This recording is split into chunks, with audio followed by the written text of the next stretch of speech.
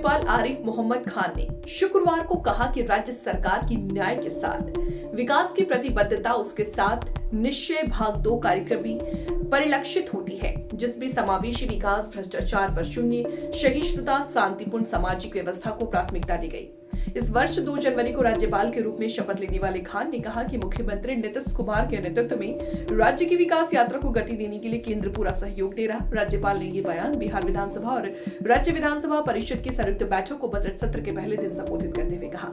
ये इस साल के अंत में होने वाले विधानसभा चुनाव से पहले नीतीश सरकार का आखिरी बजट सत्र है। राज्यपाल ने कहा कि बिहार को विकास के पथ पर ले जाने के लिए 2015 में 7 निश्चय कार्यक्रम शुरू किया गया था और राज्य में युवाओं को 10 लाख नौकरियां और 10 लाख रोजगार के अवसर प्रदान करने के लिए कार्यक्रम का पार्ट 2 2020 में शुरू किया गया। खान ने कहा कि 9,35,000 से ज्यादा लोगों के पहले की नौकरियां दी जा चुकी हैं। बाकी पदों के लिए भर्ती प्रक्रिया जारी है। सरकार ने अब चुनाव की घोषणा होने तक राज्य के युवाओं को 1 मिलियन नौकरियां देने का संकल्प लिया। जहां तक रोजगार सृजन का सवाल है, ये पहले से ही 10 से शुरुआती अनुमान के मुकाबले 2.4 मिलियन तक पहुंच चुका है। चुनाव से पहले महीनों में यह आंकड़ा 3.4 मिलियन तक पहुंच जाएगा। राज्यपाल ने कहा कि राज्य में कराए गए जातिगत सर्वेक्षण में करीब के रूप में समुदाय को 94 लाख परिवारों को 2 लाख रुपए की वित्तीय सहायता प्रदान के लिए लघु उद्यमी योजना शुरू की गई थी।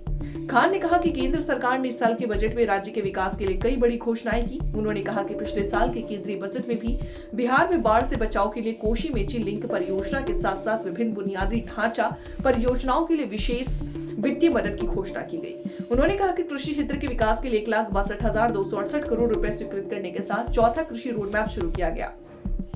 रोडमैप से किसान को लाभ मिला और खाद्यान्न और सब्जियों के उत्पादन में वृद्धि तथा मत्स्य पालन में आत्मनिर्भरता में योगदान मिला।